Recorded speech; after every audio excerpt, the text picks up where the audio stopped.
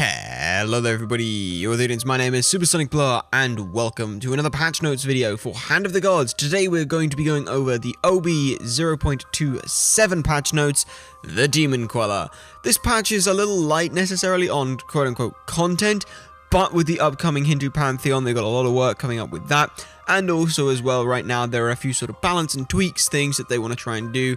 So right now, it's more sort of polish on what's already there, know that we've got a bunch of stuff coming in, but we're going to give you some other stuff at the same time. So, going over with that, talking about polish, bug fixes. They have fixed an issue which will cause some players to crash at the beginning of a match.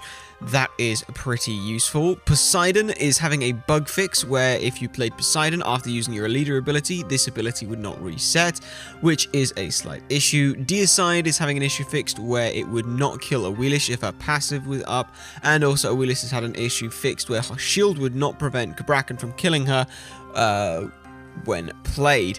So as a result, that is all sort of fixed up, all fairly nice from what I can see. And again, it's just sort of a case of here's the polish on stuff. As for balances, a Musen Carb is the first one we're going to talk about, is going from 3 attack to 5 attack. This is just to make a Musen Carb feel like he is more of an impact, more so than just his hives. As a stat line, he is a 5/7 split over 3 bodies, which is pretty nice, but bearing in mind that hives don't do damage until the start of your turn, so already the potential for them being 7/7 for 5, that potential drops down a little bit. And also as well, being a 3/3 for 5 didn't feel like it was useful enough once the hives had been dealt with, which can be dealt with fairly easily. So as a result, this makes a Musen Carb a little bit less about the hives, though still useful, and more about a Musen Carb can do a lot of damage himself as well. And a 5 attack on a ranged unit isn't bad at all. Chun Fang, is seeing a health reduction from 4 to 3. I understand why they're doing this. Chun Fang is still a very, very strong card. And even at 4 health, the amount of cards that could efficiently deal with him was potentially very small. So as a result, bumping his health down to 3 does mean that now he can be dealt with other things like, for example, Magma Slam, Venator, just as examples. Even something a bit bigger like a Baboon, for example, can deal with him now. The only issue I have with this is I do feel I would rather have seen a mana increase, but I can understand that they wanted to keep the family of Chun Fang, Kong, and Fan Wei in a 4-5-6 range of immune to range, immune to melee, immune to spells. I'm not 100% sure that that would be the best idea, is to just weaken this card rather than just increase its cost, but that's just me. Either way, Chun Fang sort of sits itself in a reasonable position, a 3/3 immune to melee for 4.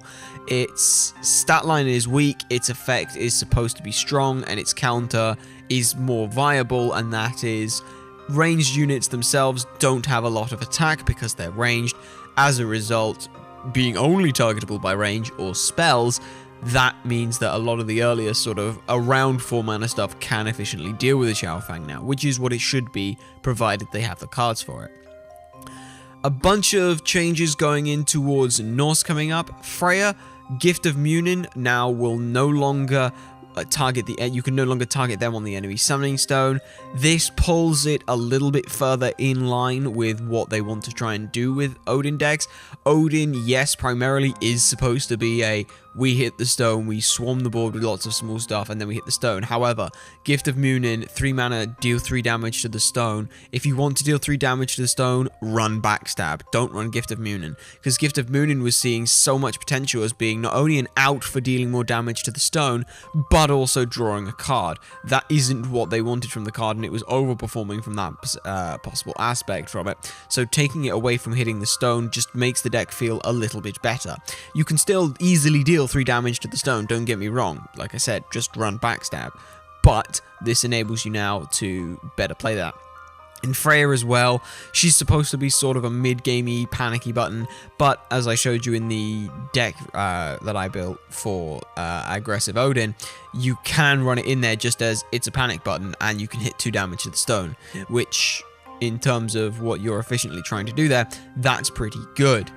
Hel is also seeing a nerf this patch. She's going from 5 health to 4 health. This is just supposed to make her impact. Her impact is designed to be, if she stays on the board for long periods of time, she gets insane value, dealing +2 attack, +2 attack, or +2, +2, +2, +2, constantly over long periods of time.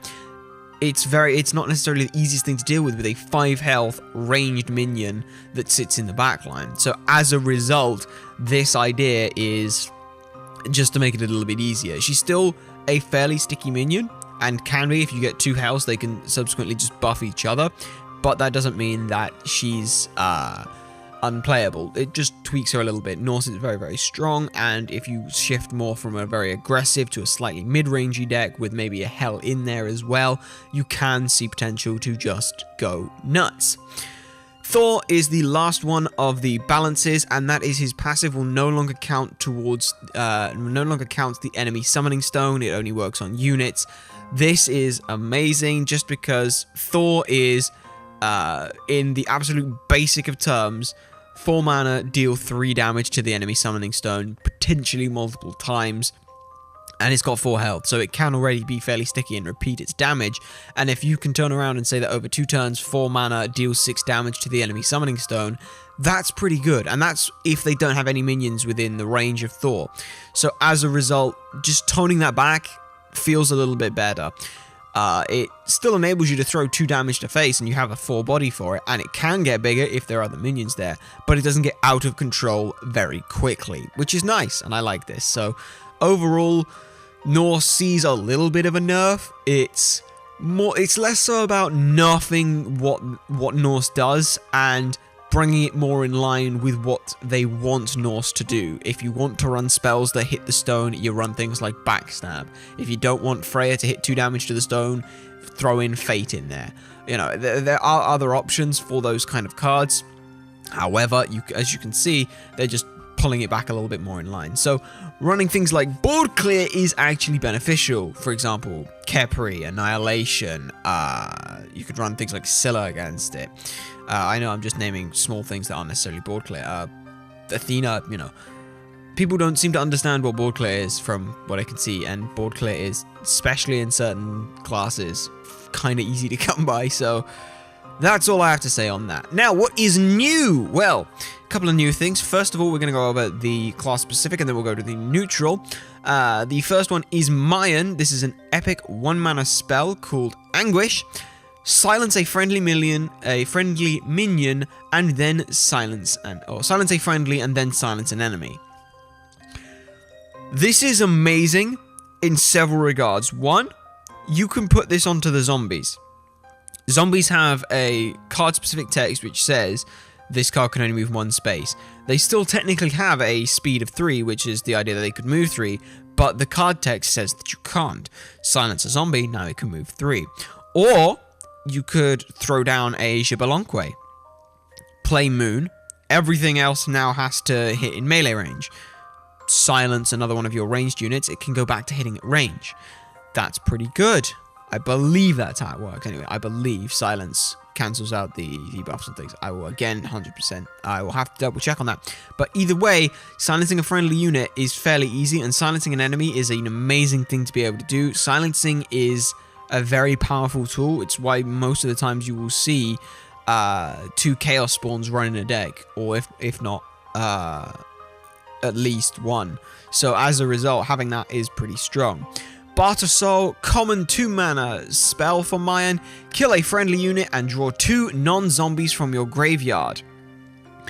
Non-zombies doesn't mean minions, it is just draw 2 cards. So that could be your spells, that could be your minions, doesn't matter, but it will not be a zombie. 2 mana, draw 2 cards, or cycle 2 cards back from the graveyard.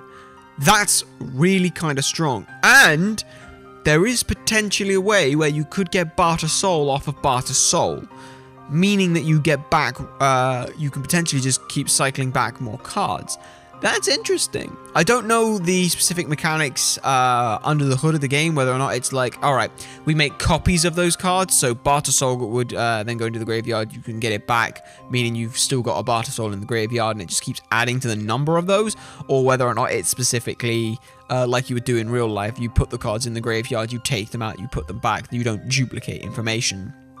I don't know specifically, but either way, this is still a really cool card. It gets back potential cards to your hand. It can be a huge thing late game, especially when you start top decking. You top deck a Barter Soul, you've basically, for 4 mana, got 2 cards back from the graveyard, which could be anything, which, although it does have the specific weakness of it could be anything, it could be really useful. And the fact that it's 2 non-zombies, just so nice. I love it. And the last Mayan card is the 3 mana rare Empower Dead. Your leader ability now deploys 2/2 zombies.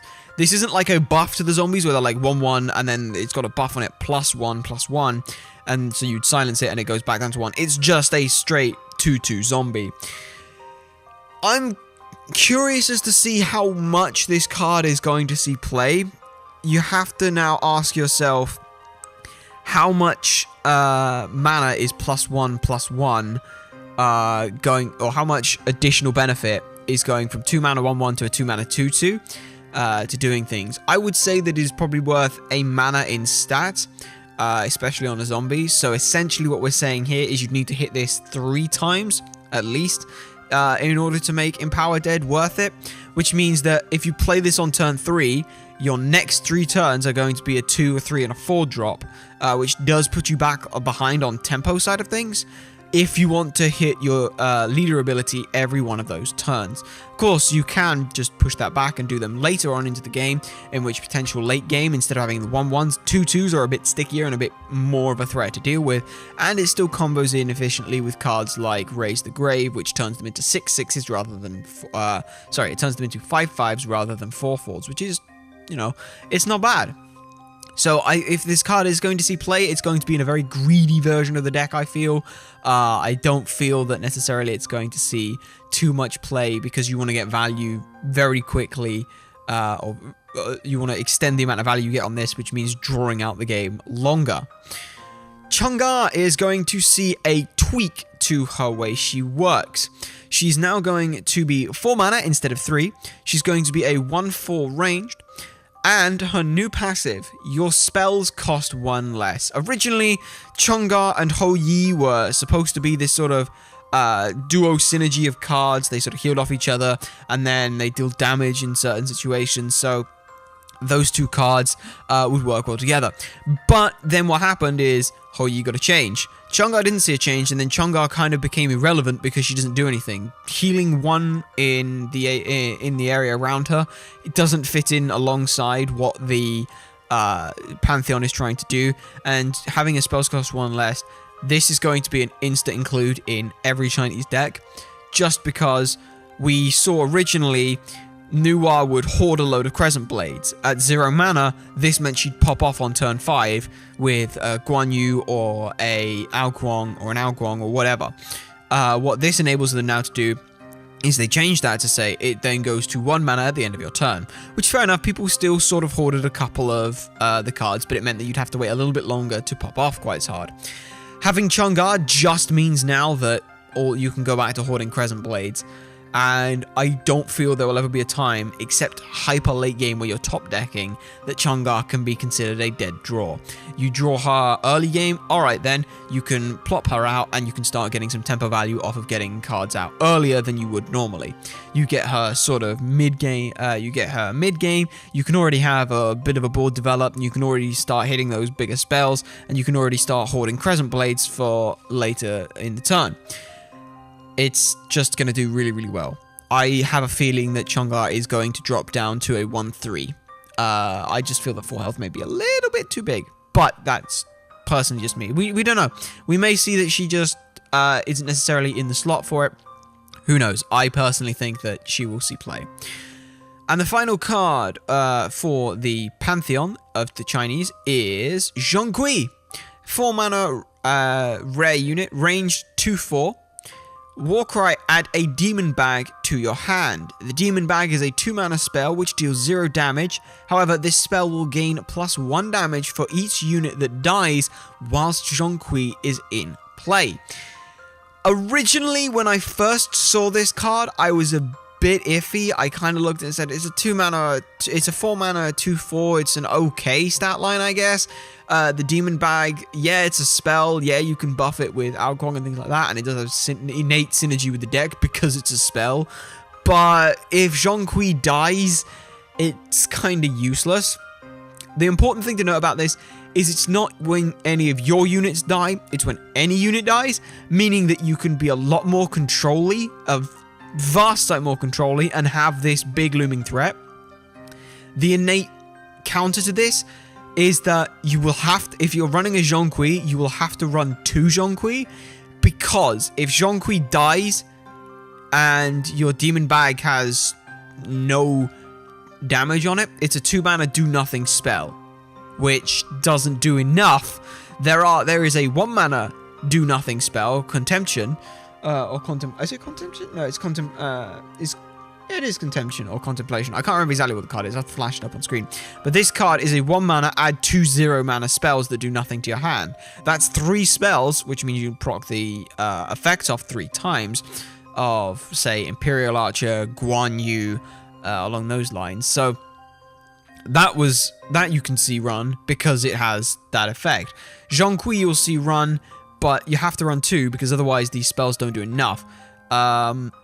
It is still a reasonable card, and with the Chun Fang change, I think that we will see this drop in place of Chun Fang in Chinese decks because it innately works slightly better than what Chun Fang had the potential to do. Chun Fang, if you threw on a Celestial Guard, it became a 3/3, which is immune to spells and melee. That is an amazing card, but it's a 2-mana 5 cost. It's a 2-card 5-mana ability, so that kind of is iffy. And then finally, the last card is the Nemean Lion. This is a neutral rare unit, 2-mana melee, 2/1 with Protect 1. So already this card can get a reasonable trade early. Afterlife, give a random friendly unit Protect 1. Really important thing, it's a friendly unit, so it can't hit the Summoning Stone. If this could hit the Summoning Stone, this would be against Norse. You play this turn 1, and it's 2-mana Afterlife, win the game, because you don't play any minions until the Afterlife goes off on the stone, and then you just win. So either way, this is still a fairly nice card. This is going to see a fair amount of play. I can see this being played in Norse decks, because just getting that Protect 1 can mean that you get some stickier minions on the board, which can be very efficient. It can see play in mid-range decks where it can be efficient to keep minions on the board. I think this is a fantastic card, and lore-wise, they actually did a dev Q&A with this, and they were talking about how they developed the card. Well, the Nemean Lion, you can't pierce its skin. It's a very, very tough minion, but then when Hercules killed it, he wore the Nemean Lion. So as a result, you get this sort of very interesting idea where they try and incorporate like the lore of the Nemean Lion into the card, which I think is fantastic. Either way, that will do it for your patch notes video for today. I know this is a much smaller patch than others, and I've tried to explain in a little more detail some of these things and my opinion on the cards. I hope you guys have enjoyed this video. Let me know in the comment section down below whether you think they missed anything with this patch. Do you think any of the buffs are too much, whether they're too little, and any of the nerfs are, well, what you think about the nerfs? And again, if they missed anything, cough, carrier behemoth, cough, cough. Either way, ladies and gentlemen, my name has been Supersonic Blur. Remember to like, comment, subscribe, and favorite for more, and to share this stuff so people know that it exists. You guys have been a fantastic audience, and I shall see you all next time.